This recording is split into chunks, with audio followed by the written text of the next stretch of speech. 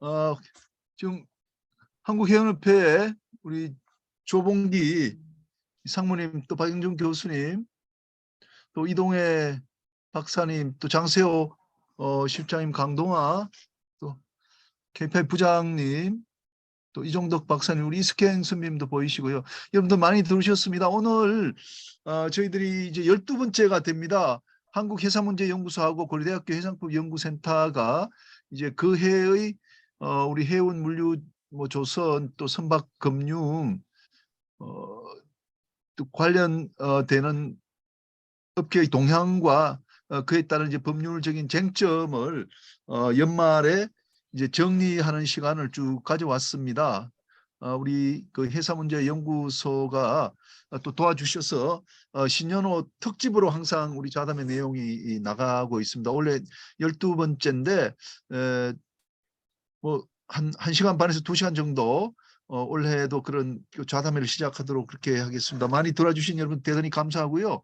뭐 그 이제 제가 우리가 하는 스타일이 이제 세 라운드를 이제 거치게 됩니다. 첫 번째 라운드는 이제 그 해에 있었던 각 업계의 이제 동향에 대한 이야기를 하고요. 그다음에 두 번째는 좀 인적인 이제 그 교류, 인적인 어, 동향, 그리고 이제 세 번째는 다음 해, 즉 2023년을 뭐 전망하는 이런 순서로 이제 진행이 되게 됩니다. 원래는 우리가 해운 쪽은 그 조봉기 상무님을 모셨고요. 그 선박 건조와 금융은 장세호 산업은행 실장님, 그리고 이제 보험 쪽은 이제 강동화 KPI 그 부장님, 그리고 이제 물류 쪽은 이제 이종덕 또 박사님을 모셨습니다. 그리고 이제 화주 쪽은 이제 그 이제 정문기 또 고려대학교 박사님을 이렇게 모셨습니다. 한 가지 좀 양해 구할 것은 우리 그 해상법 쪽은 이제 김재희 변호사를 모셨습니다. 태평양에. 그런데 현재 해외 여행 중이기 때문에 좀 동영상으로 이렇게 대체하도록 그렇게 했습니다. 뭐 사회를 보고 있는 저는 고려대학교 해상법연구센터 소장으로 있는 김인현입니다. 자, 그러면 우리 그 공동 주최자인 해사문제연구소의 상무님 이시고 이제 해양항구의 편집장인 이인혜 상무님을 모셔서 간단하게 오프닝 리마크 듣도록 하겠습니다. 상무님 부탁드리겠습니다. 네, 안녕하세요. 해양한국의 편집국장 이인혜입니다. 2011년 12월 2일 고려대학교 법학 전문대학원에서 김인영 교수님께서 주최하신 해상법 전문가 강좌 일정의 한 세션으로 시작된 해상법 이슈 자담이 어느덧 12회째를 맞았는데요. 이번에는 좀 이렇게 제목도 좀 바꾸신 것 같아요. 워낙 그 광범위하게 다루셨기 때문에. 그래서 처음 취재차 제가 참석했다가 당해 해사 산업계의 동향과 법적 쟁점을 회고하고 새해를 전망하는 내용이 좋아서 좌담 내용을 전제한 것이 2년이 되어서 지금까지 왔습니다. 초기에는 좌담이 김인영 교수님을 비롯해 해운, 보험, 법률, 학계 4개 분야의 전문가 패널분들로 시작했는데 지금은 해운, 물류, 화주, 해상보험, 선박 건조 및 금융, 법률, 학계 7개 분야로 확대돼서 각계의 전문가 패널분들이 동참하고 계십니다. 그만큼 회사산업계를 구성하는 다양한 분야의 이슈와 전망이 나오게 돼 그 자담 내용이 더욱 알차고 풍성해졌습니다. 올해도 각계에서 여러 전문가 패널분들이 참여해 주시고 계셔서 기대가 크고요. 모두 참석해 주신 걸 감사하게 여깁니다. 그리고 그동안 한 해도 거르지 않도록 자담의 구심점이 되어서 추진해 주신 김인영 교수님께 진심으로 감사를 드리고요. 오늘 자담의 내용은 해양한국 2023년 1월호에 게재되고 인터넷판에도 게재되어서 아마 사료로 기록이 될 것 같습니다. 예, 자담 기대하겠습니다. 예, 상무님 감사합니다. 우리 상무님한테 이런 박수 좀 부탁드리겠습니다. 예, 우리가 이제 12년째 그 해양한국 신년호에 이렇게 그 자담의 내용이 실린다는 건 참 대단한 것 같습니다. 앞으로 이게 한 20년, 30년 지나고 나면은 그게 이제 하나의 그 뭐랄까 도서관 역할을 또 하게 될 겁니다. 대단히 감사드리는 말씀을 다시 드립니다. 자, 그러면 먼저 첫 번째 라운드에 들어가겠습니다. 그 2022년은 아무래도 그 공정거래위원회의 동남아 선사에 대한 과징금 부과, 그리고 2022년 하반기에 정기선 시황이 이제 급락하게 된 것이 이제 큰 이슈였던 것 같습니다. 또한 법률적으로는 미국의 이제 FMC가 해운 경쟁법을 이제 강화했다는 것 하고요. 그다음에 이제 화주들이 이제 고가의 운임을 지급하게 된 것, 그리고 이제 중대재해 처벌법 이런 것들이 법적인 쟁점을 가지고 있는 것 같습니다.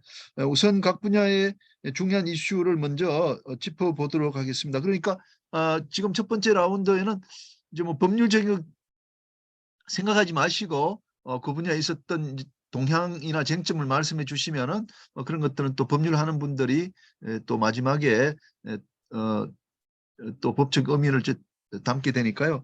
그러면 우리 해운 분야에서 조봉기 상무님을 먼저 모시도록 하겠습니다. 조봉기 상무님 부탁드리겠습니다. 예, 안녕하세요. 해운협회 조봉기 상무입니다. 앞서 김 교수님 또 이인혜 부장님께서 이제 우리 오늘 좌담의 스코프에 대해서 말씀들을 나누신 것 같습니다. 제가 준비한 좌담의 스코프는 이제 제가 이해하기로 올 한 해 어떤 법이 어떻게 바뀌었다, 내지는 그 법의 개정으로 인해서 우리 제도가 어떻게 바뀌었다, 이런 것을 중점적으로 생각했습니다. 그래서 뭐 아까 김 교수님 말씀하신 뭐 컨테이너 시황이 뭐 코로나 이전으로 돌아갔다든지 뭐 이런 내용은 글쎄요, 이게 원래 우리 스코프에 맞는 건지 모르겠습니다만 하여튼 제가 준비한 거를 말씀드리겠습니다. 김 교수님도 말씀 주신 것처럼 맨 먼저 짚어봐야 될 것은 우리 정기선사 해운 공동회의에 대한 공정거래위원회의 장기간의 조사가 전원회의를 거쳐서 공정위 차원에서는 일단 마침표가 찍혀졌다, 이렇게 생각이 됩니다. 동남아 항로에 대해서는 1월 달에 전원회의가 있었고, 그다음에 한일, 한중 항로에 대해서는 5월 달에 전원회의가 있었습니다. 동남아 항로는 과징금 962억, 그다음에 한일 항로는 800억 이런 정도의 과징금 처분이 내려졌고요. 그다음에 새 항로 공의 시정 명령을 내리는 처분이 있었습니다. 한중 항로 같은 경우는 이제 시정 명령을 처분을 받았고 과징금은 없이 시정 명령을 받게 되었죠. 이와 같은 공정위의 결정에 대해서 피심 선사들, 컨테이너 해운업계에서는 부당한 판단이다라고 판단을 해서 8월, 9월, 10월 중에 각각 항로별로 행정소송이 제기되어 있는 상태입니다. 다음으로는 항만안전특별법이라는 법이 21년도에 이제 제정이 되었고 22년도 올해 8월부터 시행이 됐습니다. 그래서 여러 사건이 있었습니다만 제일 마지막에 결정적으로 역할을 했던 사건은 21년도 4월 달에 평택항에서 컨테이너 수리하시는 분이 수리 도중에 사망하는 사고가 결정적인 계기가 되었다라고 생각이 되어지고요. 이런 유사 사고를 방지하자는 취지로 항만안전특별법이 제정이 된 것이죠. 항만안전특별법은 항만 하역 사업자가 작업장대, 그러니까 부두에 있는 모든 작업을 책임 총괄해서 관리하고, 그다음에 하역 근로자뿐만 아니라 용역업체 직원들, 화물차 운전자들, 이런 모든 부두에서 근로하는 사람들을 일괄해서 관리한 안전관리를 하자라는 계획을 담고 있습니다. 항만안전 사업자가 안전관리 계획을 수립해야 되고, 또 그 계획을 각 항만관리청에다가 승인을 받아야 되고, 그 계획이 제대로 수행되고 있는지 점검하는 항만안전 점검관을 항만별로 배치를 해야 됩니다. 또 항만관리청에서는 소속 공무원, 또 항만공사 직원 등을 안전점검요원으로 지정을 하도록 되어 있고요. 노사정이 같이 참여해서 항만안전협의체도 구성하고 운영하도록 법에서 정하고 있습니다. 그 다음에 12월 달에 크게 이슈가 됐었죠. 화물연대 운송 거부로 안전운임제가 뭐냐 이렇게 해가지고 이제 국민적인 관심을 받았고 지금도 받고 있습니다. 그래서 우리 해운업계에서는 안전운임제가 처음에 도입된 게 20년, 21년, 그리고 올해 22년, 이제 3년 됐거든요. 그래서 20년도에 처음 도입했을 때부터 깊이 인볼브하고 이의 제기를 많이 해왔습니다. 그래서 저희는 직접적인 이해 당사자가 그 연관되어 있는 화물은 환적 컨테이너입니다. 환적 컨테이너에 대한 직접적인 이해 당사자로서 시행 초기부터 환적 컨테이너 같은 경우는 안전운임 적용해서는 안 된다. 안전운임 적용 대상이 아니다라고 행정소송을 제기를 해왔습니다. 그래서 행정소송의 요점은 법에서는 환적 컨테이너한테 적용하지 하라라는 명문적인 얘기가 없는데 국토교통부가 오버해서 환적 컨테이너에도 안전운임을 적용했다. 그것이 잘못된 적용이다라는 게 이제 포인트죠. 그래서 1심 판결까지 다 승소를 했습니다. 승소를 해서 사실은 올해 7월부터는 환적 운임을 고시하는 고시에서 안전 운임을 고시하는 고시에서 환적 컨테이너가 빠졌습니다. 그렇게 된 것도 있고요. 근데 이제 화물연대는 다 아시겠습니다만 환적 컨테이너도 안전 운임에 포함이 돼야 하고 그다음에 다른 많은 화물차들을 다 포함해야 한다. 안전 운임 적용 범위를 확대해야 된다는 게 이제 화물연대 주장 중에 하나죠. 그다음에 일몰로 3년 단위로 연장하고 있는 제도를 계속해서 영구화해달라는 게 이제 화물연대의 요구사항이었습니다. 이제 여야가 갈라지고 정부에서 강력하게 대처하고 그래서 지금은 사실 원점에서 제도 자체를 재검토해야 되는 그런 상황이 되었습니다. 12월 말일까지 법 일몰을 연장하는 그 개정안이 통과가 되지 않는다면 이제 그 일몰 조항 때문에 제도 자체가 폐기될 것으로 예상이 되고요. 그러면 이제 내년 들어서 다시 안전운임을 대신하는 어떤 제도와에 대한 협의가 있지 않을까라고 생각이 됩니다. 그다음 해운법 47조의 2에 근거해서 시행하고 있는 우수선화주 인증 제도라는 것이 있습니다. 그래서 우수선화주로 인증받은 기업은 몇 가지 조건에 맞게 되면 조특법에 따라서 법인세 세액공제 혜택을 부과받는데 그 조특법 그 관련 조항이 금년 말로 일몰입니다. 이거는 이제 예산안이 이제 여야가 타결됨으로써 조특법 조항은 3년 일몰이 연장될 것으로 연장이 된다라고 보시면 되고요. 그래서 우수선화주 인증제도는 앞으로도 내년, 내후년 그 다음 해까지 계속 시행이 될 것이다라고 말씀드릴 수 있습니다. 이 밖에도 선박운항 변경 신고할 때 종전에는 국적증서가 있어서야지만 됐는데 그거를 임시 국적증서로도 가름할 수 있도록 하는 해운법 시행규칙 16조도 올해 6월 달에 개정이 되어서 민원이 조금 간소화되는 일도 있었습니다. 그다음에 22년을 생각할 때 또 23년이랑 같이 연결지어서 생각할 때 가장 중요한 것은 해양 환경 분야가 아닌가 싶습니다. 다 아시는 것처럼 IMO 국제해사기구는 08년에 대비해서 2050년까지 선박에서 기인한 온실가스를 반으로 줄이겠다라는 목표를 설정한 바 있습니다. 그다음에 이 목표를 달성하기 위해서 단계적으로 규제 시간표를 만들어가고 있습니다. 23년 내년부터는 신조선 에너지 효율을 13년 대비 20%로 높이겠다라고 설정되어 있죠. 그 다음에 기존 선박에 대해서도 EEXI라고 하는데 기존 선박에 대해서도 에너지 효율 규제를 적용하게 됩니다. 뭐 다 아시는 얘기니까 더 길게 말씀드리지 않고 내년부터 시행하는 이런 제도를 위해서 올해 해양환경관리법이 일부 개정이 됐죠.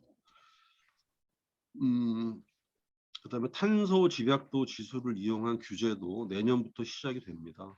그래서 23년 한 해 동안에 전 세계 모든 배들을 집약도를 평가를 하죠. 평가를 해서 A, B, C, D, E 5단계 등급을 부여하게 되고요. 그 등급에 맞춰서 내후년부터는 규제가 일어나게 됩니다. 이런 IMO 규제 활동을 위해서 해양오염 방지법이 10월 달에 해양환경관리법이 개정이 되었습니다. 그다음에 친환경 규제에 적극적으로 정부가 대응하기 위해서 18년도에 제정된 법입니다. 환경 친화적 선박의 개발 및 보급 촉진에 관한 법률, 이게 이제 법률의 풀네임이고 흔히 친환경 선박법이라고 합니다. 친환경 선박법에 따라서 친환경 선박 전환 지원 제도가 내년부터는 글로벌 저탄소 선박 정책 대응 지원 사업으로 지원 사업 명칭이 바뀝니다. 그래서 종전 제도에서는 기존 선박을 폐선해야지 그 적용이 되는 의무 조항이 있었는데 이런 것들을 없애는 그런 몇 가지 개선이 이루어져서 올해 그런 개선이 이루어졌죠. 그리고 내년부터 계속 진행될 예정입니다.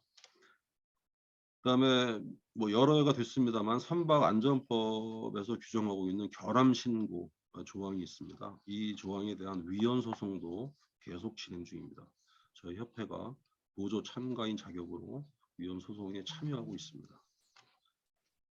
그다음에 선원 분야에서는 이제 중대재해처벌법, 선원인권 보호교육 관련 선원법 개정, 그다음 코로나19에 따른 이 승하선 엄청나게 선원들을 힘들게 했던 방역 지침 이런 것들이 완화되는 게 올 한 해에 우리가 눈여겨볼 법 제도 개선의 포인트였다고 생각합니다. 중대재해처벌법이 21년도 1월에 제정되었습니다. 1년간의 준비 기간을 거쳐서 올해 1월부터 시행이 되었죠. 뭐 5인 미만 사업장은 적용에서 제외되는 게 있고 또 50인 미만 사업장은 24년부터 시행이 됩니다만 그 밖에 사업장에서는 올해 1월부터 시행이 되었습니다. 뭐 다 아시는 것처럼 이 법은 현대중공업 그래서 가스 질식 사망 사고도 화력발전소에서 압사하는 사고 뭐 이런 산업재해로 인한 사회적인 이슈가 중대재해처벌법이라는 법을 제정하게 되었는데요. 이것 때문에 저희 이제 해운업계의 선원 근로에 대해서도 여러 가지 이슈가 많이 제기되었습니다. 제일 큰 문제는 규정이 불명확하고 모호해서 사업주의 의무사항 이행에 대해서 혼란이 있고 해운업계 경우는 안전보건관계 법령 기준이 명확하지 않아서 이런 부분에 명확한 기준이 필요하다라고 업계에서 요구가 엄청 일었습니다. 우리 협회에서는 해운 분야에 대한 안전보건 법령을 명확한 기준을 정립해야 될 필요가 있다. 그 다음에 사고가 생겼을 때 관할권을 해양수산부로 해야 한다라는 주장을 했고요. 선내 안전보건 기준을 빨리 만들기 위해서 추진하고 있고 23년 초면은 말씀드린 선내 안전보건 기준이 해양부 고시로 제정될 예정에 있습니다. 그다음에 또 몇 가지 말씀드릴 거는 승성무 예비역 사고가 몇 건 있었습니다. 그래서 선원 인권 보호에 대한 요구가 커졌고 선원의 노동권, 인권 보호에 관한 교육 시행을 의무화하는 선원법 개정이 있었습니다. 116조인데요. 이게 올해 1월 달부터 개정이 되었습니다. 그래서 이 법 개정에 따라서 선원인권 보호 교육을 시행을 하고 있습니다. 그다음에 선원 인권에 대한 인식을 제고하는 활동을 펼치고 있습니다. 코로나19 때문에 선원들이 너무 힘들었습니다.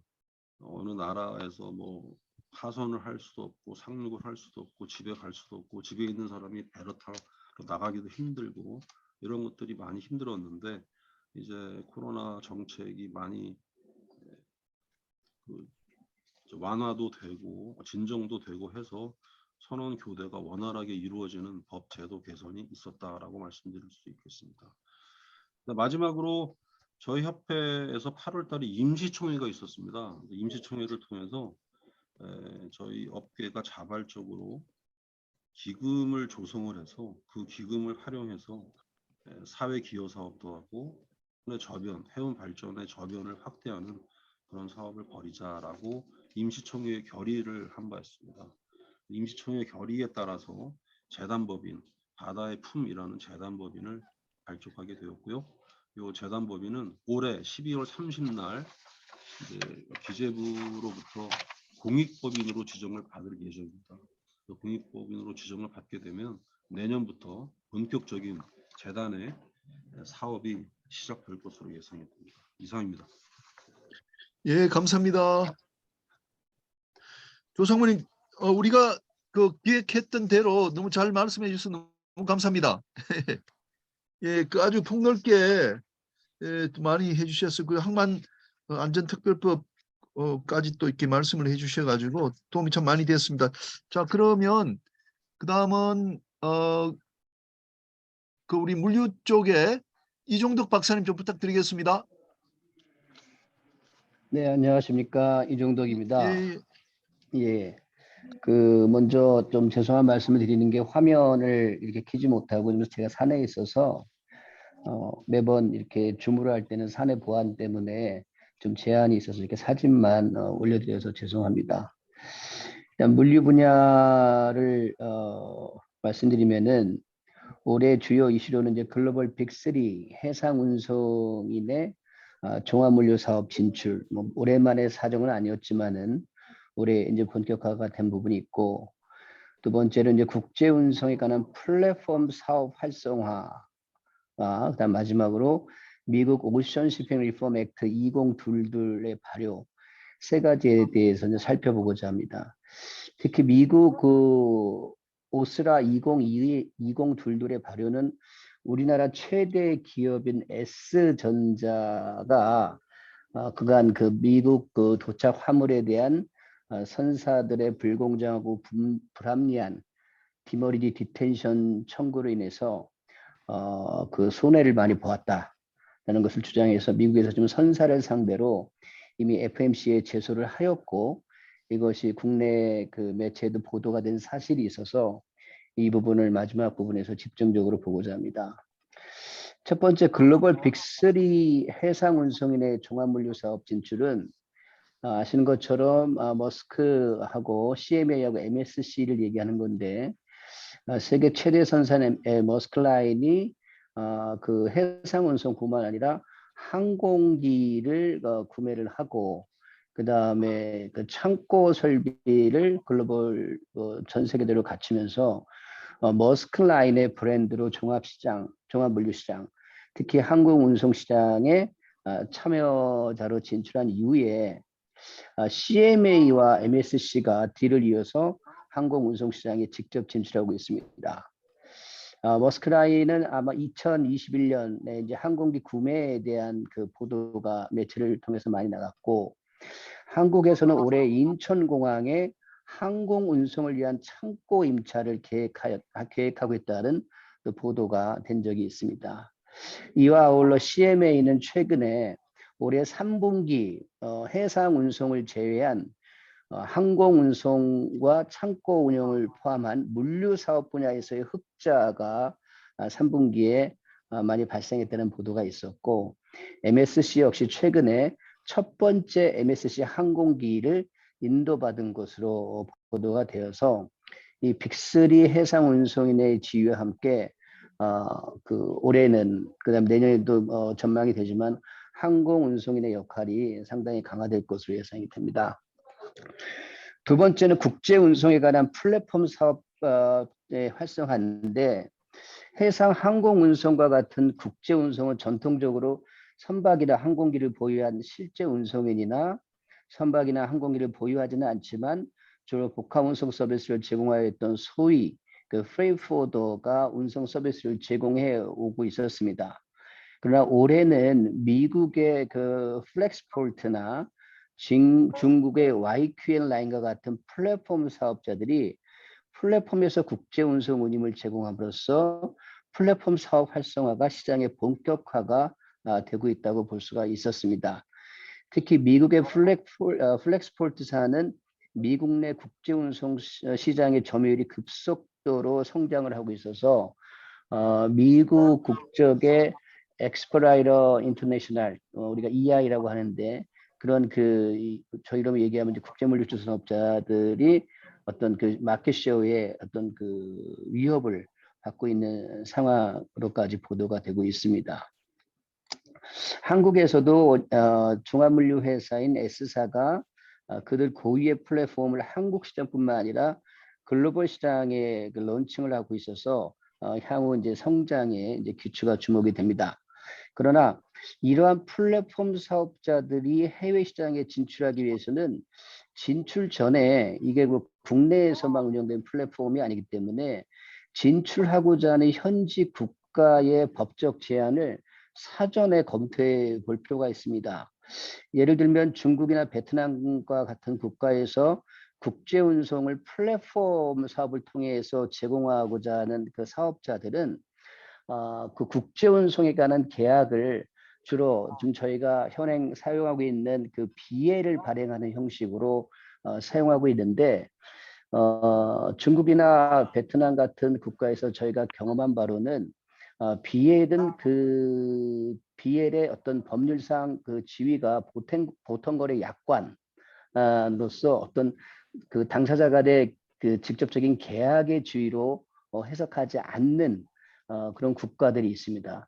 그렇기 때문에 플랫폼 사업자들이 국제 운송을 제공하고 현행과 같이 BL만 화주들에게 제공하는 것으로서는 계약이 성립되었다고 볼 수가 없다라는 그 현지법의 해석들이 있기 때문에 그 하우스비엘 발행 외에 서면 계약을 형식상으로마나 그 체결해야 되는 필요가 있어서 이런 플랫폼 사업자들의 해외 진출 시에는 반드시 그 나라의 현지법을 사전적으로 검토해 볼 필요가 있을 것 같습니다. 세 번째, 미국 그 오션 shipping 리폼 액트 2022에 발효인데 앞에서 언급한 두 가지 분야 외에 물류 분야에서 집중적으로 점검을 하고자 하는 것이 올해 6월에 미국 의회가 20여 년 만에, 사실 4년 만인 것 정도가 되는 것 같은데 20여 년 만에 미국 해운법인 시핑 액트를 개정하여서 6월에 오스라 2022를 발효했습니다. 이는 현재 미국 발착 해상 운송뿐만 아니라 해상 운송과 연결된 미국 내 내륙 운송까지 화주와 분쟁이 되고 있어서 좀 집중적으로 보고자 합니다.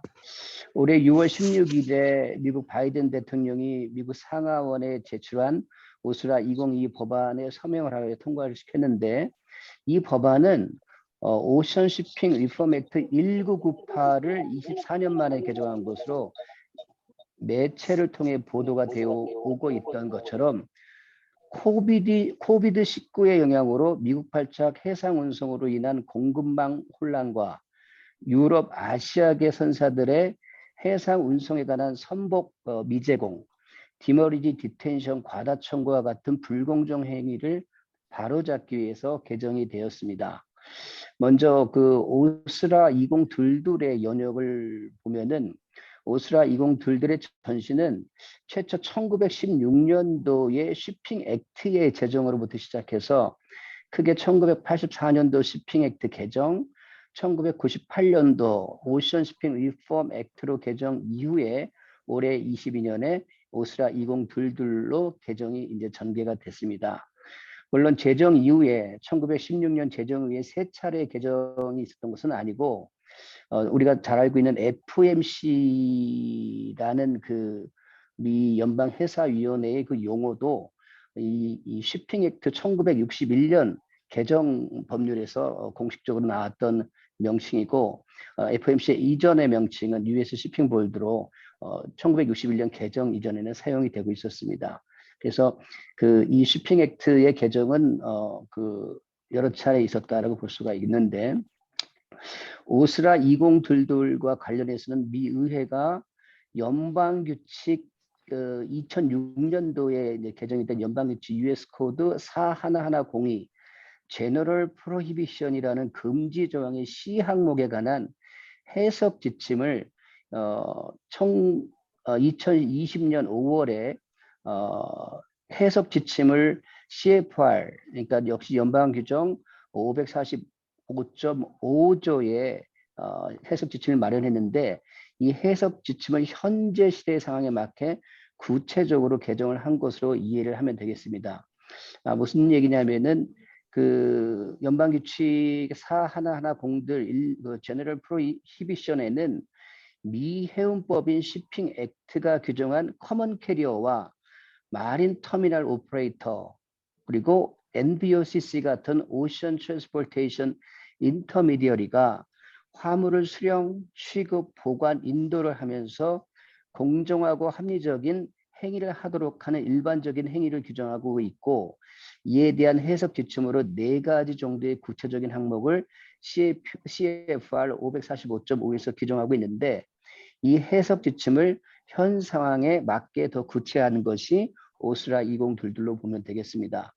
오스라 2022는 작년 12월 8일에 미 하원을 통과했고 올해 3월 13일에 상원을 통과하여서 6월 16일에 상하원의 절충안이 바이든 대통령의 서명을 통해서 결국 통과가 되었습니다. 오스라 2022의 개정 내용이 한 20가지 정도로 많기는 한데 그다음에 현재도 개정법에 대해서 FMC와 미국의 법무부가 룰 메이킹을 추가로 만들고 있지만은 그 주요 개정 내용을 크게 3가지 정도로 보면 다음과 같습니다. 첫째는 섹션 3에서 FMC가 선사들의 서비스 컨트랙트에 더 영향력 있게 관여하도록 하고 있는데 기존에는 서비스 컨트랙트가 포함해야 되는 필수 항목이 8개 정도였다고 한다면은 이번 개정을 통해서 1개를 추가해서 FMC가 보기에 이 오스라 2022의 개정안 법에 대한 룰메이킹을 만드는 과정에서 필요하다고 판단되는 그 terms and condition은 서비스 컨트랙트의 의무 항목으로 포함할 수 있도록 하고 있습니다. 둘째, 섹션 5에서 개정 법률의 섹션 5에서 선사들의 보복 행위 금지를 규정하고 있습니다. 이는 기존 그 CFR 46 41102의 D 이 조문을 추가했는데 그 내용은 화주의 대리, 운송 중개인, 육상 운송인이 다른 선사를 이용하거나 선사를 상대로 이의를 제기 또는 기타 이유로 선복 제공을 거부 또는 거부 위협하는 것을 포함한 불공정하고 불합리한 차별적 행위를 금지하고 있는 것입니다. 세 번째가 이제 가장 큰 변화라고 할 수가 있을 터인데 섹션 7에서 커먼 캐리어의 의무와 책임에 관해서 전반적인 개정 작업을 하였습니다. 커먼 캐리어라는 용어는 1984년 그 shipping 액트의 개정을 통해서 공식적으로 구체화가 된 용어인데 선사와 같은 VOCC나 그 우리나라 법에서는 이제 국제물류 주선업자와 같은 해상 운송에 관한 MVOCC는 모두 커먼 캐리어의 지위를 갖게 됩니다. 그런데 오스라 2022에서 이들의 불공정하고 불합리한 행위의 금지를 다시 한번 강조하면서 불합리한 행위로 앞에서 언급한 그 CFR 41102 그다음에 CFR 545.5의 규정에 부합하지 않는 디머리지 디텐션의 청구를 금지할 뿐만 아니라 이러한 그 디머리지 디텐션 청구 시에 인보이스의 필수 항목으로 기재해야 할 13가지 필수 항목을 규정하고 있고 기재를 이 필수 항목의 한 가지라도 기재를 누락할 경우에는 인보이스 피청구인은 디머리지 디텐션을 지급하지 않아도 되도록 규정하고 있습니다. 또한 MVOCC와 관련하여서는 이번에 세이프 하버 규정을 추가했습니다. 영문계약에서 그 세이프 하버 규정의 일반적인 예는 일반 계약 당사자가 성관 의무를 다하여도 피할 수 없었던 사안에 대해서는 면책을 부여하도록 하는 내용의 규정인데 이번에 NBOCC에게 세이프 하버 규정을 적용하여 실제 NBOCC의 과실로 발생하지 않은 디머리지 디텐션에 대해서 선사가 NBOCC에게 그 디머리지 디텐션을 청구할 경우 디머리지 디텐션의 환급과 아울러서 FMC가 선사에게 추가로 페널티도 부과할 수 있도록 규정을 하여서 이 섹션 7에서 커먼 캐리어에 대해서는 전반적인 개정 작업이 이루어졌다고 볼 수가 있겠습니다. 네, 이상입니다.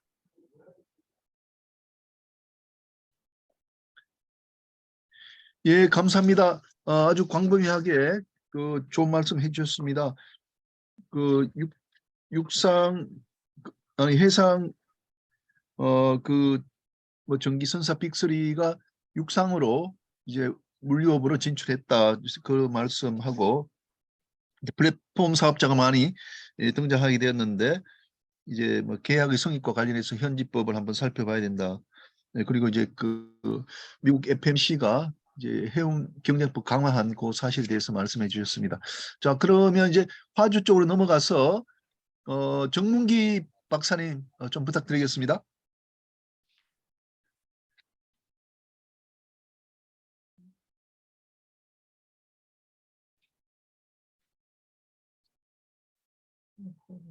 예, 정문기 박사님.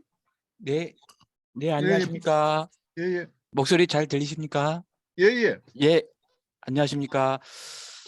어, 올해 이제 해상 물류 관련해서 그 핵심된 키워드를 뽑는다고 하면 이제 작년하고 올해까지 해서 물류 대란으로 인한 이제 선복 부족, 그리고 올해 하반기에 선복 안정화 추세, 그리고 운항 정시성 관련해서 상반기까지 하락 추세에 있다가 또 이제 약간 상승세, 하반기에 상승세에 올라왔던 거, 그리고 이제 해상 운임이 상반기까지 상승하다가 지금 하반기에 급 하락을 하는 이런 추세들. 그래서 우리 해운 시장이 짧은 그 호황에 긴 불황이 있다고 하는데 그 불황의 또 시작에 있지 않나. 그래서 올해는 좀 냉탕과 온탕을 상반기 하반기 교차한 한 해가 된 것 같습니다. 그리고 내년도도 보면 그 뭐 다들 말씀하시지만 높은 인플레이션 부분으로 인해서 경기 침체가 된다는 것이 수요 감소로 인해서 물동량이 감소하는 이런 악재도 있지만 기타 이런 지수들은 코로나 이전으로 이제 회복하기 위한 그런 노력을 하는 그런 한 해가 내년에 될 것으로 예상이 됩니다. 그래서 제가 이번에 이제 우리 물류 부분에 이제 화주 측면에 보는 이제 주요 이슈는 한 3가지로 생각이 됩니다. 그래서 전기선 컨테이너 해상 운임 변화 추이 부분하고, 그리고 우리 이제 선박 정시성, 운항 정시성이 중요한데 우리 선박 스케줄 정시성 변화 추이, 그리고 그 이정도 박사님이 아주 자세하게 말씀해 주셨습니다만 우리 전기선 컨테이너 운송을 할 때 체화료, 최선료 부분, 디머리지 디텐션 부과에 대한 이슈, 이 3가지를 간단하게 말씀을 드리겠습니다. 네, 먼저 그 화면을 잠깐 보시면 올해 이제 1월 달에 그 이 상하이 컨테이너 운임 지수로 보면 이제 최고점인 5,000포인트를 찍었었고요. 이 컨테이너 운임 지수가 이제 뭐 중국의 봉쇄령 그리고 이 경기 침체로 인해서 지금은 거의 지금 10월 정도를 보시면 이제 그 2,000포인트 이하로 지금 하락돼 있는 지표 변화 추이를 보고 계십니다. 그래서 지금 11월 달을 상하이 컨테이너 운임 지수의 올해 이제 11월 달이 1,579포인트로 사실 뭐 연초만 해도 5,000포인트를 찍었었는데 이렇게 이제 급락을 하고 있는 추세를 보이고 있습니다. 그리고 이제 좀 큰 시장, 유럽 시장과 북미의 서안과 동안을 잠깐 보면 그 중국 상하이 포트에서 유럽으로 가는 운임이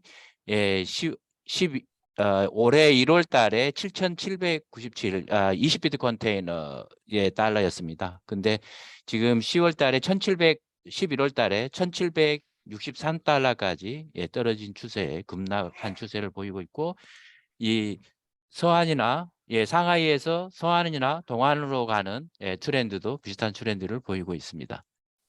네. 그래서 그 단기 추세만 봐도 이제 해운 시장 전망은 이제 높은 인플레이션하고 수요 위축으로 인해서 그 수출입 물동량 감소가 예상이 되고, 그래서 해상 운임은 향후 지속적으로 이제 하락할 것으로 보입니다.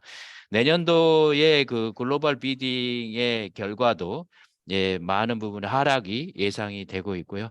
그래서 이 SCFI인 상하이 컨테이너 운임 종합지수 기준에 따르면 이제 1월 달에 우리가 5,000포인트를 경신했는데, 이제 중국의 봉쇄령, 그다음에 제로 코로나 정책 이런 부분하고, 그다음에 좀 내륙의 물류 차질, 이런 물류 차질 등으로 해서 수요가 계속해서 위축될 것으로 보이고 있습니다.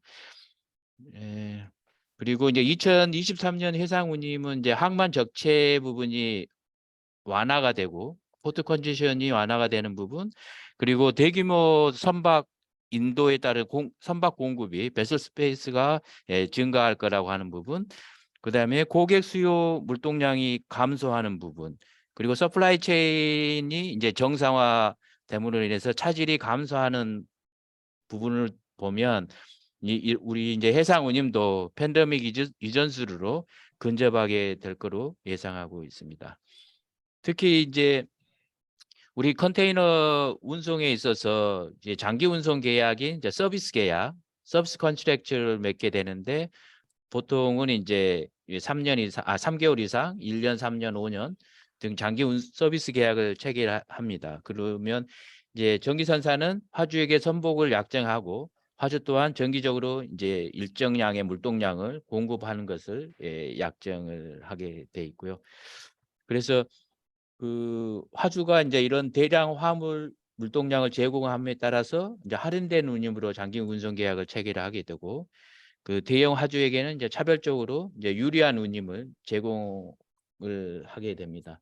그렇게 되면 이제 대형 화주들은 이제 이렇게 하지만 소형 화주들에게는 이제 불리한 정 박사님, 예, 정 예, 박사님 혹시 뭐 슬라이드 따로 있나요? 지금 말씀하시는 게 해운 시장 그 운임 예, 지수만 나오는데 슬라이드가 예, 맞나요?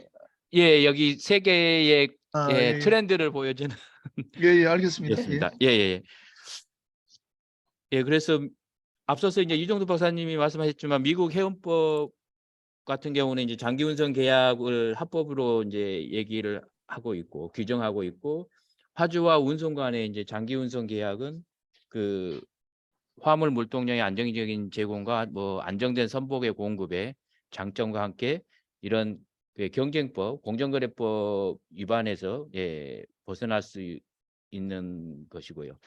그리고 장기 운송 계약에서 이제 가장 중요한 게 MQC가 되겠습니다. 최소 선적 보장 물량인, 최소 운송 물량인 미니멈 퀀터티 커미트먼트라고 하는 이 MQC 부분인데요. 이 최소 선적 보장 물동량의 공급을 화주가 제공하지 않을 경우, 또는 뭐 운송인이 선사가 약정한 선복을 베스 스페이스를 공급하지 않을 경우에 이제 페널티를 묻게 되겠습니다. 좀 길어지는 것 같으니까 좀 짧게 정리해서 말씀드리면, 운송인은 이제 전기선사와 대형 화주가 이제 3개월 이상, 그리고 5년간의 운송 물동량의 제공과 운송 선복의 제공을 약정하는 장기 운송 계약을 맺게 돼 있고, 이제 합법적으로 해상 운임에 할인 운임이 가능한 상황이 되겠습니다.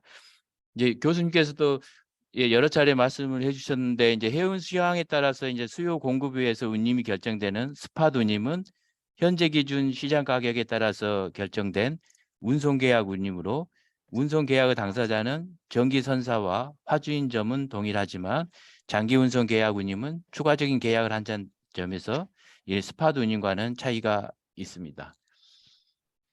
그리고 기존에 이제 화주와 전기선사 간에 체결된 고운임의 장기 운송 계약에 대해서 이번에 이렇게 5,000포인트에서 SCFI가 지금 1,500포인트까지 떨어짐에 인해서 이 화주하고 전기선사 간에 예, 운임 재협상 또는 장기 운송 계약의 파기가 있었습니다. 그래서 대부분의 선사들에서는 운임 재협상이 이루어졌고, 예, 뭐 20에서 40% 이상의 계약했던 거하고 하락된 운임으로 재계약을 체결을 했었습니다. 그래서 이 부분은 향후에 이제 법적 분쟁 발생 가능성이 있을 것으로 보여지고요.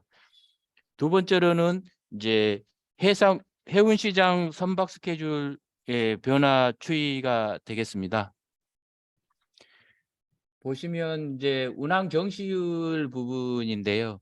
이제 2018년, 19년, 20년, 21년, 22년까지 쭉 월별로의 트렌드입니다. 18년부터 19년까지는 운항 정시율이 포트 투 포트의 운항 정시율이 60%, 70%, 그리고 2020년 상반기까지만 해도 75% 수준의 운항 정시율을 보였습니다.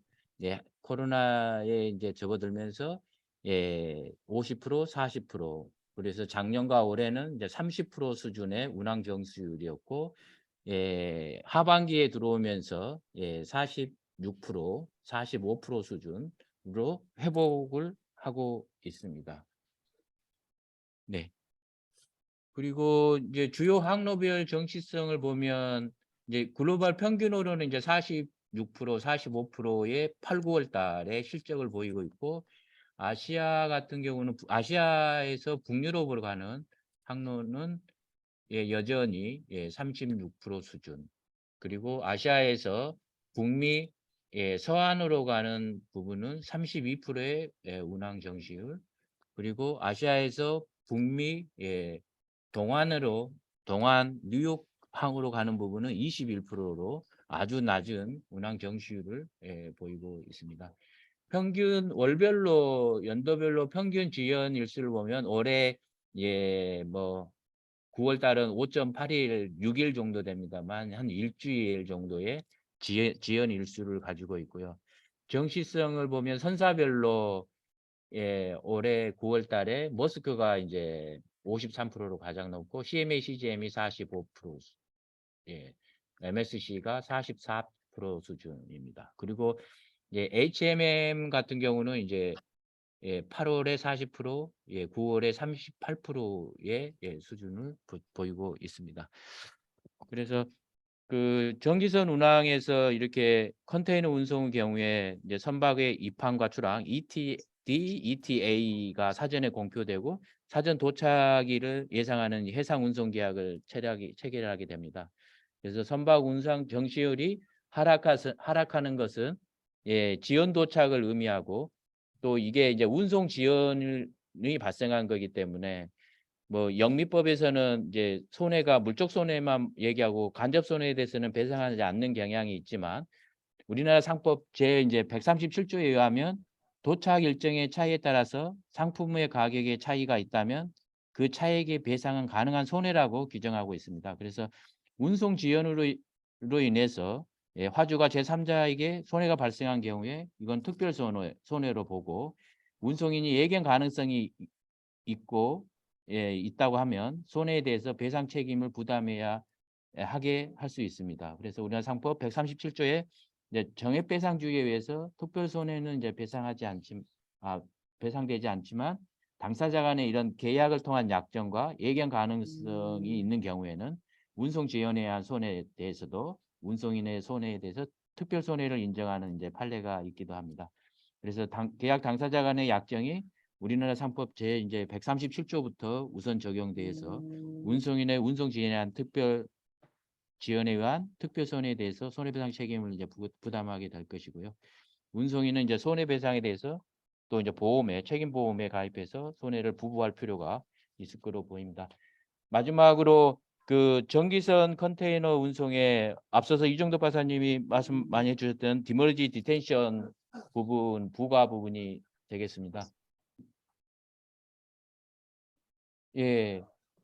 지금 보시는 게 이제 그 컨테이너 익스체인지에서 발간한 전 세계 주요 컨테이너 항만의 올해 기간별 디머리지 디텐션 차지의 변화 추이입니다. 항만별로 이제 보면 가장 높은 항만이 이제 뉴욕, 동안의 뉴욕, 미국입니다. 2위가 이제 롱비치, 서한, 그리고 LA항, 타이완, 그다음 홍콩, 이쪽에 돼 있습니다. 근데 그 보면 그 체화료, 지체료가 가장 이제 부과가 많이 됐던 높은 곳이 이제 미국의 5개 항만이 되겠습니다. 앞서서 만들었던 LA 롱비치항, 그다음에 LA항, 뭐 오클랜드, 사바나항 이런 이제 항들이 높게 되어 있고, 부산 같은 경우는 이제 제일 디머지 디텐션 차지가 낮은 항만으로 조사가 되었습니다. 그래서 이 디머리지 디텐션 같은 경우는 이제 처음 듣는 분도 있기 때문에 우리 부두의 컨테이너 야적장에 이제 무료 장치 프리타임 기간 보관하는 초과 보관료 기간이 있는데 정 박사님, 예예예. 너무 지금 시간이 10분만 하도록 되어 있는데 너무 긴데 알겠습니다. 기초적인 거는 하시지 말고요. 예예예. 예. 알겠습니다. 요점만 좀 이야기해 주십시오. 예. 예예. 그래서 앞서서 이제 올해 6월 미국 해운 개혁법 오스라 2022 부분은 거기에서 이제 디머리지 디텐션 부분은 앞서서 말씀을 해주셨기 때문에 그거는 좀 넘어가고요. 그래서 미국 해운법에서 이런 디머리지 디텐션에 대한 규제 강화라든지 규제 강화 및 이제 화주보호를 내용으로 하고 있고, 그래서 미국 컨테이너 항만의 이제 뭐 항만 적체, 물류 병목 현상의 원인을 이제 선사 측에 이제 약간 책임을 부담시키는 그런 이제 법 개정 부분에 대해서 이제 선사 측 같은 경우는 이 코로나19의 팬데믹 상황에서 폭발적으로 이제 수요가 증가를 했고 물동량이 증가한 부분에 대응을 한 부분, 그리고 이런 미국의 항만 자체가 항만 적체라든지 물류 병목 현상이 미국 주요 항만들의 뭐 항만 자동화라든지 그런 시설의 낙후 이런 부분도 분명히 있는데, 너무 선사 측에 이런 디머지 디텐션이라든지 이런 페널티를 주는 거 아닌가, 이렇게 이제 좀 반론도 제기되기도 했습니다. 그래서 코로나가 이제 사실은 이제 불가항력에 의한 불가항력 상황에서 발생한 여부 등에 대해서 디머지 디텐션이 부과된 부분을 이 FMC에 제소한다든지 아니면 이제 화주하고 선사 간의 합의를 통해서 문제를 해결하는 노력들이 이제 하고 있는데, 여하튼 이제 법적 분쟁은 앞서서 이정도 박사님도 말씀하셨지만 계속 디머리 디텐션 관련해서 법적 분쟁은 계속될 것으로 예상이 되고 있습니다. 이상입니다. 감사합니다. 예, 정문기 박사님 예. 수고 많으셨고요. 예, 그다음은 우리 보험 쪽에 우리 광동아 부장님, KPI 강동아 부장님 좀 말씀 부탁드리겠습니다. 예. 그렇게 하고 나서 그 다음에 장세호 실장님한테 넘어가도록 하겠습니다. 예, 강동아 부장님 부탁드리겠습니다. 예, 안녕하십니까. 예, 코리아 P&I 클럽에서 근무하고 있는 강동화 부장입니다. 예, 정문기 박사님, 요 화면 공유 좀 꺼주시겠어요? 예, 먼저 뭐 뜻깊은 행사에 초청해주신 고려대 해상법 연구센터, 그다음에 해양한국 상무님께 감사드립니다. 일단 뭐 2022년 해상보험 분야 관련해서는 간략하게 전체 보험료 규모, 그다음에 P&I 시장, 그다음에 법적인 부분에 대해서 간략하게 짚고 넘어가도록 하겠습니다.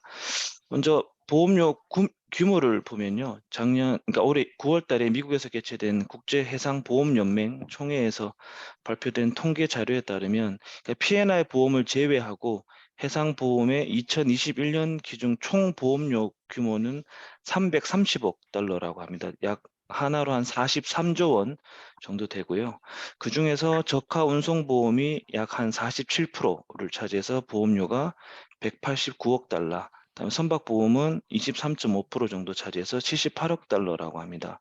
그리고 P&I 보험료 규모를 한번 살펴보면 뭐 잘 아시겠지만은 국제항해에 종사하는 선박의 약 90%가 가입하고 있는 IG 클럽의 1년 연간 보험료 규모는 약 31억 달러라고 추정이 됩니다. 하나로 약 4조 원 정도 되고요. 그러니까 코리아 P&I 클럽 같이 고정 보험료 방식을 적용하는 이제 P&I 보험료 규모는 약 4억 달러. 그러니까 한 5천억 정도 되는 것 같습니다. 그래서 저희 코리아 P&I 클럽의 이제 올해 연간 보험료 2022년, 2023년 PY 연간 보험료는 한 3,500만 불. 그러니까 하나로 한 400억 정도 수준인데 이 수준은 2011년 이후에 좀 성장이 계속 좀 둔화되는 추세고 2011년도 정도에 3천만 불을 찍고 지금 계속 이 수준으로 유지가 되고 있는 것 같습니다.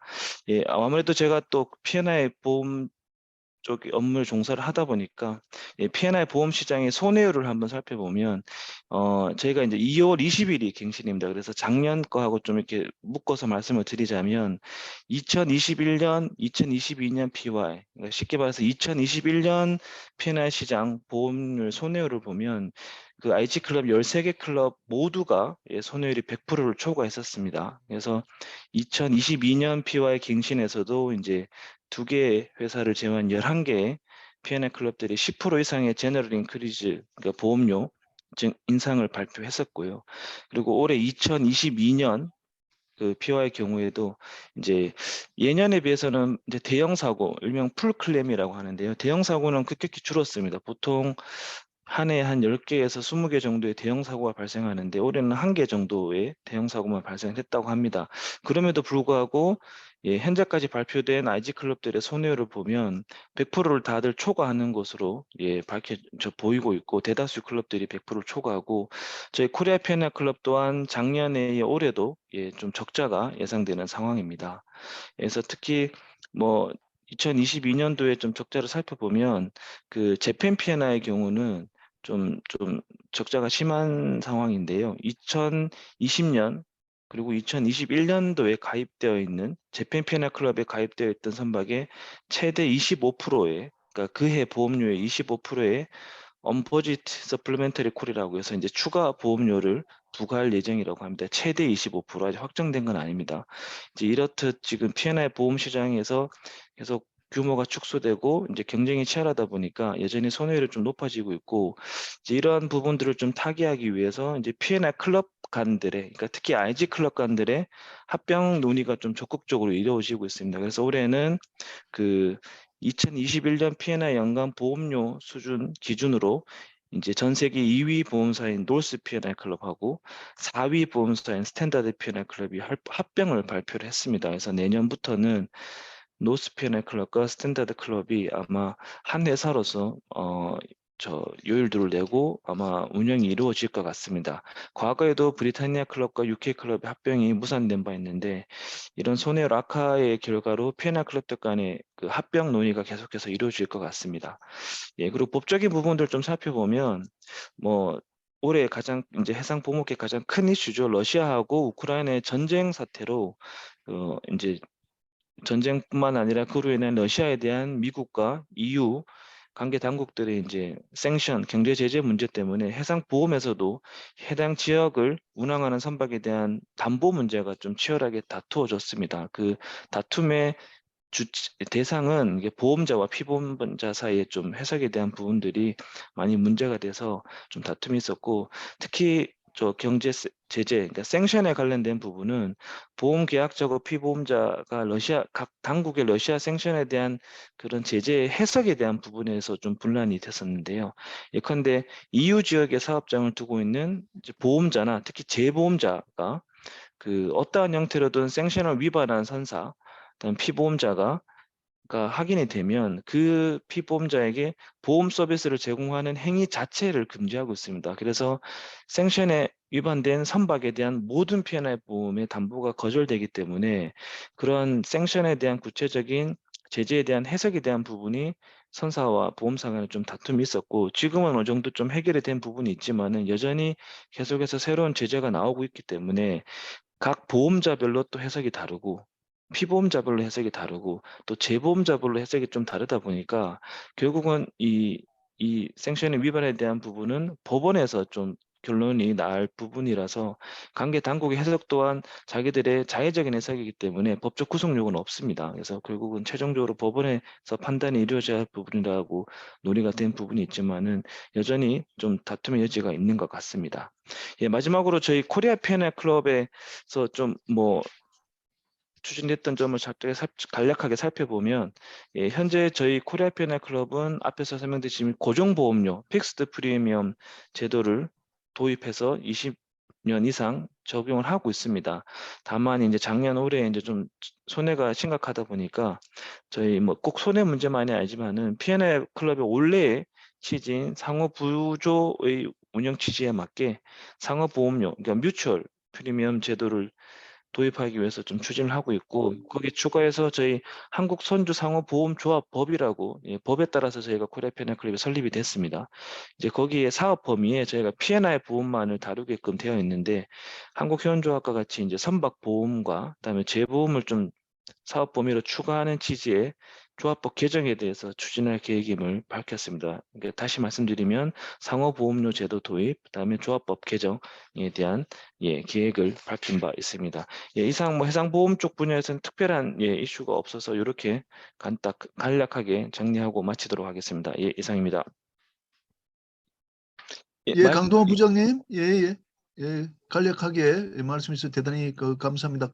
코리아 P&I가 더 좀 안정적으로 또 발전했으면 좋을 것 같습니다. 자, 다음은 우리 장세호 실장님, 예, 장 실장님, 가능하면 좀 선박 건조 분야도 좀 포함해가지고 좀 말씀해 주시면 고마울 것 같습니다. 예, 산업은행의 장세호 실장님께서 말씀해 주시겠습니다. 네, 안녕하십니까. 산업은행의 장시호 실장입니다. 예, 선박 건조 분야는 사실 터치를 못했는데 좀 아쉽네요. 제가 좀 미리 좀 준비를 했었어야 되는데 주로 선박 금융시장 분야만 터치를 했는데요. 필요하면 좀 보완을 하도록 하겠습니다. 예, 제가 준비한 거는 이제 지난번에 코비드 학술 세미나 때 잠시 언급했던 내용들인데요. 올해의 선박 금융시장의 특성을 좀 짚어보고요. 거기에 따르는 법률적 이슈도 짚으면 좋겠는데 선박 금융 관련해서는 법률적 이슈가 특별한 게 있는 건 아니라서 이벤트 중심으로 말씀을 드리도록 하겠습니다. 예, 올해 선박 금융 시장의 특징을 한 3가지로 요약해 볼 수가 있는데요. 가장 큰 게 제가 판단했을 때는 우리나라 해운사 컨소시엄이 카타르 LNG 프로젝트에서 운송 계약을 수주해서 선박 금융을 했다는 사실입니다. 그리고 두 번째로는 LNG선 선박금융 활발히 했었는데요. 기존에는 가스공사 위주였는데 이번에는 이제 글로벌 오일 메이저와의 장기 용선 계약을 많이 체결을 했다는 거고요. 세 번째가 보면은 이제 컨테이너 현선사들이 대규모 이익을 가졌는데 그걸 기초로 해서 재무 구성 노력이 있었다는 점, 3가지가 특징적이라고 말씀드릴 수 있을 것 같습니다.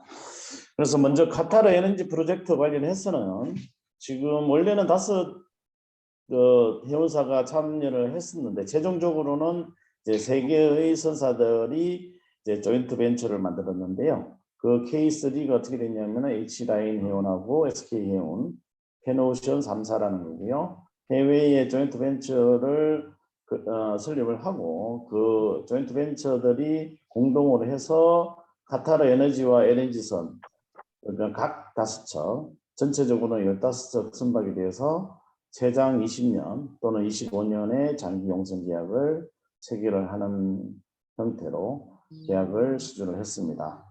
이거는 이제 우리나라가 지금 조선 분야는 글로벌리 넘버원이지만 해운 부분에 있어서는 좀 이제 글로벌 시장에서 좀 위치가 좀 약해졌는데 글로벌 시장에서의 비딩에 참여해서 성공한 대표적인 사례로 볼 수가 있고요. 그리고 조선뿐만이 아니고 해운 그리고 금융까지 국내 기업에서 이루어진 코리안 패키지 딜이다.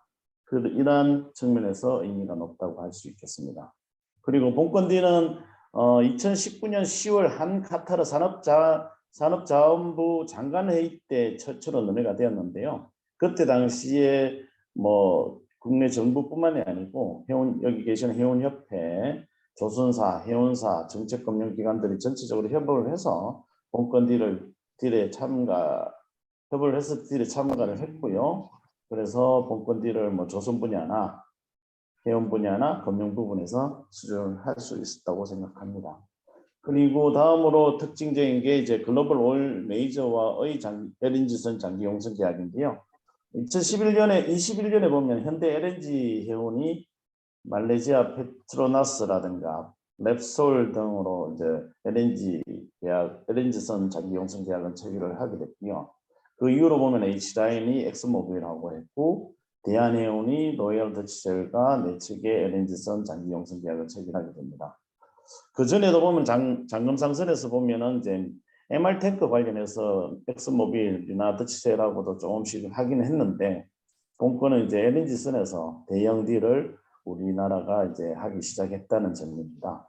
아까도 말씀드렸다시피 우리나라는 대부분 이제 가스공사 위주의 LNG 도입 사업에 참여를 했었는데 이번에는 글로벌 메이저로 그래서는 확대하게 되었다는 점에서 의미가 크고요. 본건 선박 금융 관련해서는 이제 주로 정책금융기관이 주도되었는데 뭐 외국계 금융기관도 보면 이런 거는 이제 우량화주이기 때문에 EOA라든가 SC, BNP, SMBC 등도 외국계 금융기관도 순수리 신디케이션은 일부 참여를 했다는 사실이고요.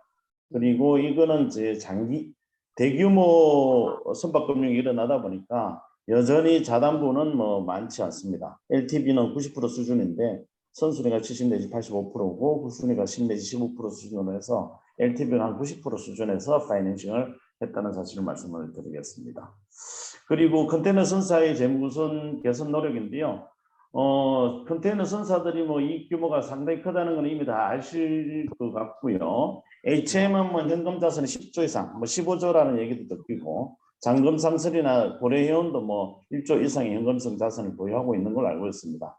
그래서 이를 바탕으로 해서 금융적 조건이 열악했던 이제 선박금융이나 운영자금을 기한전 상환해서 재무구조 개선하는 데 상당히 노력을 하고 있었고요.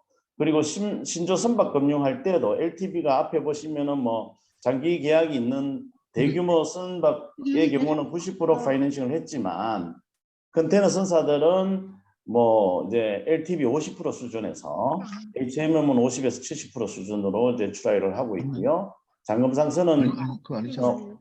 올해 선박금융했던 컨테이너 구선 관련해서는 LTV 50% 수준에서 운영을 했습니다. 이렇게 보면은 올해 국내 해운사의 영업 형태나 재무구조 측면에서는 뭐 아주 긍정적인 전환기적 한 해가 될 것으로 보이는데 이러한 형태의 체질 개선이 있어야지만이 앞으로 올 미래의 위기에도 충분히 대처할 수 있지 않을까 생각이 되고요. 선박 건조 분야는 뭐 여기는 적지 않은데 좀 터치를 한다면 이러한 선박들이 건조할 때 친환경 선박을 이제 건조를 하게 되는데 대부분 LNG 추진선입니다. 듀얼 풀로 해서 LNG와 벙커 CU를 같이 쓰는 형태의 엔진을 통해서 하고 있고요. 이게 이제 메탄올이라든가 암모니아 형태로 이제 선박 엔진이 이제 변화하는 과정이 거칠 텐데 이제 외국 선사들을 중심으로는 뭐 이러한 움직임이 있지만 현재 국내 선사들과 이제 조선소 간에는 구체적인 아직 뭐 엔진을 바꾸는 계획은 뭐 구체적이지는 않다고 합니다. 해외에는 뭐 암모니아나 메탄올 쪽으로 많이 이제 전환을 해서 선박 건조 계약을 체결하는 시도가 있다 정도를 말씀드리고 싶네요. 네, 이상 저희 파트너 마치도록 하겠습니다. 예, 감사합니다. 아주 간략하게 잘 해주셨습니다. 예, 장세 실장님 꺼주시기 바랍니다. 네. 예, 다음은 우리 박영준 교수님 좀 학계 말씀 좀 부탁드리겠습니다.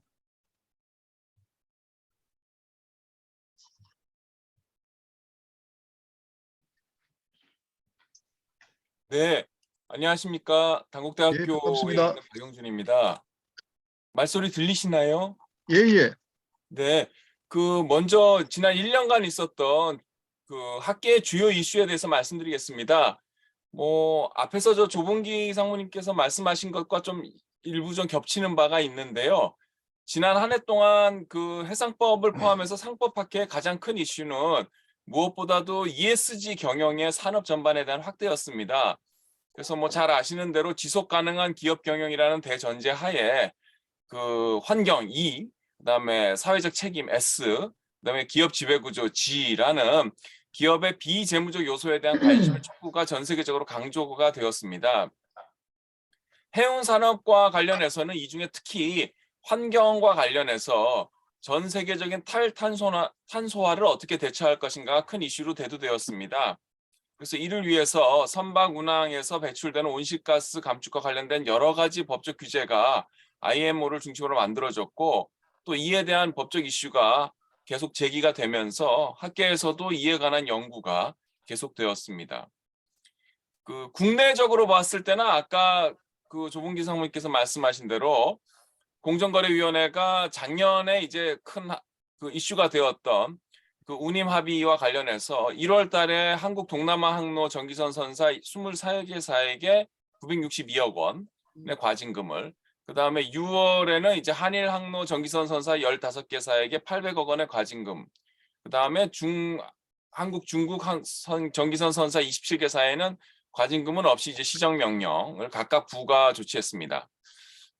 액수 자체로만 본다면 작년에 원래 공정위가 예고했던 8천억보다는 그 과징금 액수가 많이 줄었지만 이제 실제로 행정 조치가 취해졌기 때문에 이에 전기선 해운 업계에서는 이건 도저히 받아들일 수 없다고 해서 이에 취소를 구하는 행정 소송을 제기한 상태입니다. 그래서 이 이슈에 대해서 여러분들께서 잘 아시겠습니다만 해운법상에 있는 규정 또 그동안에 이제 상관습 그것과 이제 공정거래법의 규정 간의 이제 충돌 문제를 어떻게 해석할 것인가에 대해서 학계에서도 계속적으로 연구가 되고 있습니다. 또 한 가지는 이제 중대재해처벌법이 1월 27일 날 이제 시행이 됐고요. 또 항만안전특별법도 8월 4일 날 각각 시행이 됐습니다. 그래서 해운산업계의 안전이라는 것은 굉장히 중요한 것이기 때문에 그것이 법적으로 강화됐다는 면에서 굉장히 긍정적으로 평가받을 입법인데, 반면으로는 또 이것은 기업에 대한 과도한 책임을 부담시키는 과도한 규제다. 이제 이런 부정적 평가도 있기 때문에 이런 것에 관한 또 연구가 진행됐습니다. 그리고 이거 아까 김민영 교수님께서도 잠깐 말씀을 하셨습니다만 회사법원 설치를 위한 법원조직법 일부 개정안이 오늘 현재까지 지금 제가 보니까 4건이 의원 입법의 형태로 국회에 제출되어 있습니다. 그래서 이것은 이제 해상법 학계와 법조계가 회사법정 활성화 추진위원회를 만들고 이를 추진한 결과 작년에 이제 법원에서 사건 번호에 이제 해를 추가하는 성과를 거뒀었는데요. 이에 이어서 이제는 전문법원으로서 회사법원이 설치될 수 있는 근거가 입법안이라는 모습으로 이제 가시적으로 나오고 있습니다. 회사법원의 설치에 대해서 국회와 법원의 관심이 굉장히 높기 때문에 이번 기회에 입법이 될 가능성이 굉장히 높아 보입니다만 다들 아시는 것처럼 회사법원의 설치 장소를 둘러싼 각 지역과 각 정치인들의 경쟁이 치열하기 때문에 실제로 이 법 개정이 어떻게 될지 또 회사법원이 어떻게 설치가 될지 하는 것에 대해서는 좀 예측하기가 쉽지는 않습니다. 그리고 이제 해상법 연구와 관련된 학회와 연구 모임의 올해 활동에 대해서 간단히 설명을 하겠습니다. 잘 아시는 것처럼 국제해법회인 CMI의 멤버인 한국해법학회는 봄철 학술 발표회, 가을철 학술 발표회를 정기적으로 올해도 개최를 했고 작년과 차이점이라면 이제 둘 다 오프라인으로 개최를 했었습니다. 그래서 뭐 ESG 경영, 뭐 전기선사의 운임 공동행위, 또 중대재해처벌법, 뭐 전자선화증권 이런 아까 말씀드린 그런 법률 주제들을 가지고 발표하는 데 활발하게 활동을 했습니다. 또 한국해법학회와 대법원 국제거래법 연구회와의 정기적인 공동 세미나도 우크라이나 전쟁에 따른 대러시아 제재와 관련된 법적 이슈, 또 선박 경매의 국제적 효력에 관한 협약 등을 주제로 개최가 되었습니다. 또 부산 중심으로 이제 활동을 하는 한국해사법학회도 순계학술대회 및 추계학술대회를 개최를 해서 뭐 선박 관리 전문 인력 양성 방법이라든지 또 스마트 선박 운영이라든지 이런 선박과 관련된 기술적인 것, 또 법제도에 관한 것을 발표하는 데 활발하게 활동을 했습니다. 그리고 고려대학교 해상법연구센터가 주관하는 선박건조금융법 연구회, 그리고 또 수산해양레저법 정책연구회 등도 여러 차례 세미나를 개최했고, 또 고려대 해상법연구센터에서는 해상법 뉴스 업데이트도 수차례 발간을 해서 학계 및 업계 관계자에게 제공을 했습니다. 또 김인영 교수님께서 이제 2021년 9월에 출범했던 바다 저자 전문가와의 대화에는 제가 어저께 보니까 이제 회원이 730명 정도 되고, 근데 이제 올해 내일이죠. 올해 말에는 이제 제 109강을 할 정도로 성황리에 계속적으로 진행되고 있습니다. 그래서 이 모임은 해상 관련 전문가들이 본인이 저술한 책의 내용을 직접 소개하는 모임이기 때문에 각 분야 전문가들이 속 깊은 이야기를 직접 들을 수 있는 좋은 모임으로 호평을 받고 있고, 또 이 모임에 굉장히 열성적으로 참가하시는 분이 또 이번에 해수부 장관이 되셔서 계속적으로 여기 참가하신 걸로 확인이 되고 있습니다. 네, 이상으로 올해의 법 이슈에 대해서 발표를 마치겠습니다. 감사합니다. 박영준 교수님 대단히 감사합니다. 아주 자세하게 학계와 또 연구소의 활동을 좀 말씀해 주셨습니다. 특히 우리 고려대학교 해상법연구센터의 활동에 대한 소개도 감사하게 생각합니다. 그러면 법 쪽의 이야기를 김재희 변호사로부터 듣도록 하겠습니다. 잠깐만 좀 기다려 주시면 동영상을 틀도록 하겠습니다.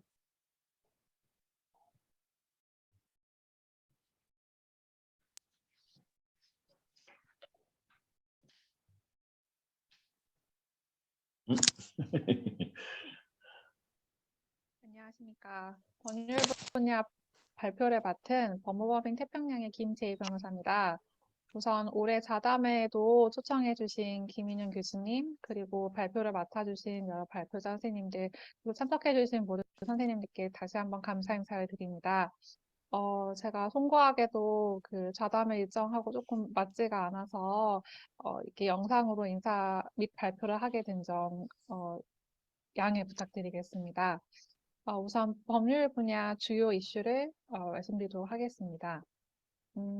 교수님께서 앞서 말씀해 주신 바와 같이 작년 법률 분야와 그리고 산업 전반에 이슈가 되었던 중대재해처벌법을 이슈 중에 하나로 뽑을 수 있을 것 같습니다. 올해 1월자로 시행이 되었는데요. 작년에 이제 각 산업 전반에서 준비를 많이 하셨던 것과 같이 중대재해처벌법이란 일정 규모 이상 사업장의 경영 책임자에게 안전 및 보건 확보 의무를 부과하고, 이를 위반하여 중대재해가 발생하는 경우 기존의 처벌의 대상이 잘 되지 않았던 경영 책임자에 대해서 징벌적 손해배상과 형사처벌이 가능해지게 하는 법률이었습니다. 그래서 이제 회사들마다 이제 안전관리 체계를 구축하는 등 준비가 분주하였는데요. 이제 올해는 이제 각종 사고가 발생하면 법 적용이 바로 되었기 때문에 사고 초기 대응하는 단계, 그리고 고용노동부 조사, 경찰 수사 및 검찰 단계 등 전반에 걸쳐서 로펌들이 각기 대응을 하고 있었습니다. 우선 중대재해처벌법이 적용이 된 1호 기업은 올해 1월 달에 이제 양주 쇠석장 붕괴 사고로 이제 근로자들 숨진 산표 산업으로 알려져 있고요. 기소가 된 1호 기업은 적용이 된 1호 기업과는 다른데 2월에 이제 소속 근로자 10여 명이 유해 화학물질에 노출돼서 집단 독성 감염에 걸리는 사고가 있었습니다. 에어컨 부품 제조 회사인 두성산업으로 알려져 있었는데요. 이렇게 잇따른 적용 회사들이 생김에 따라 특히 이제 기소 1호가 된 기업은 변호하는 법무법인 측에서 올해 10월경에 이제 해당 그 중대재해처벌법 규정 내용이 좀 모호하고 좀 불명확하고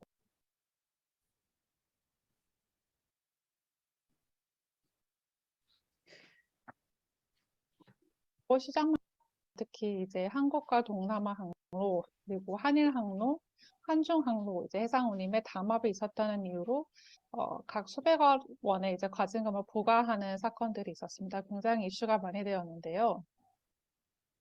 일례로 1월에는 이제 한 동남아 항로가 제일 이제 규모가 크고 이제 업계에 초미의 관심이 되었는데 그 한 동남아 항로를 이제 운항하는 국제선사 12곳과 그리고 외국제 선사 11곳에 대해서 이제 운임 담합이 있었다라는 이유로 시장명령과 함께 과징금 약 962억 원을 부과하였습니다. 이제 6월에는 한일 항로에 대한 판단이 있었는데 그때도 마찬가지로 국제선사 15곳과 그리고 외국선사 1곳에 시장명령과 800억 원의 이제 과징금을 부과를 하였고 선중 항로는 원쿠션각 4.5 이제 공정위 판단에 의하여서도 항로들 간의 이제 공동행위인 운임 담합의 유형이나 형태나 내용 등에는 크게 차이가 없었으나 이제 한중 항로는 이제 그 국가 간의 양 정부 간에 이미 공급량을 제한을 했었기 때문에 운임에 대해서도 어느 정도 합의가 있었고 그래서 중국 정부도 이 공정위 판단에 대해서 약간 이의 제기를 많이 했었던 모양인데요. 어쨌든 이제 공정위가 판단하기에는 이미 경쟁이 어느 정도 제한된 상태였기 때문에 운임 담합을 했다 하더라도 이제 그로 인해서 시장에 미치는 경쟁 제한 효과가 상대적으로 미미하였다고 봐서 다른 항로들과는 다르게 과징금이 없이 시장 명령만 내렸습니다.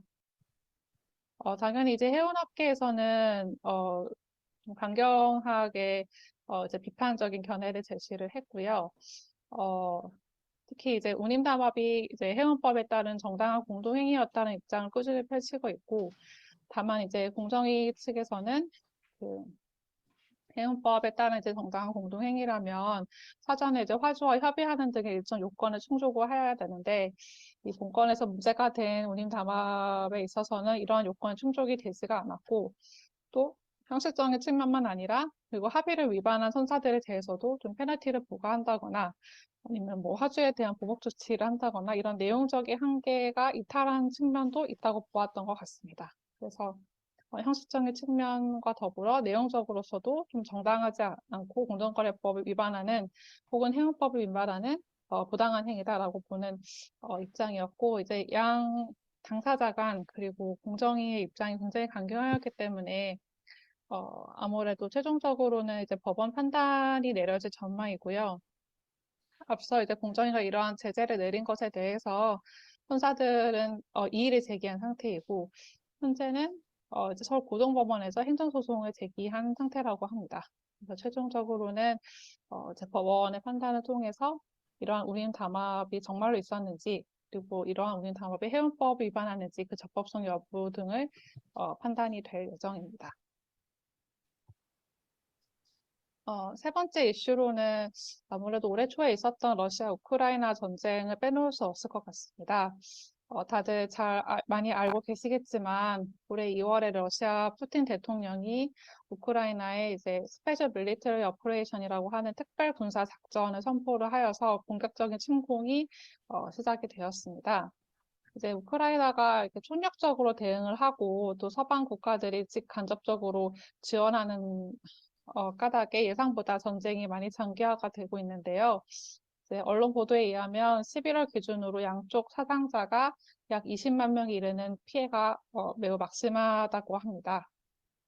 특히 우크라이나가 세계 최대 밀 옥수수, 또 해바라기 씨유 수출국 중에 하나였기 때문에 러시아가 전쟁 과정에서 이제 항구 봉쇄를 해서 국해를 통한 식량 수출이 중단이 되면서 이게 전 세계적으로 식량난이라든가 아니면 물가 상승의 위기가 고조되기도 하였습니다.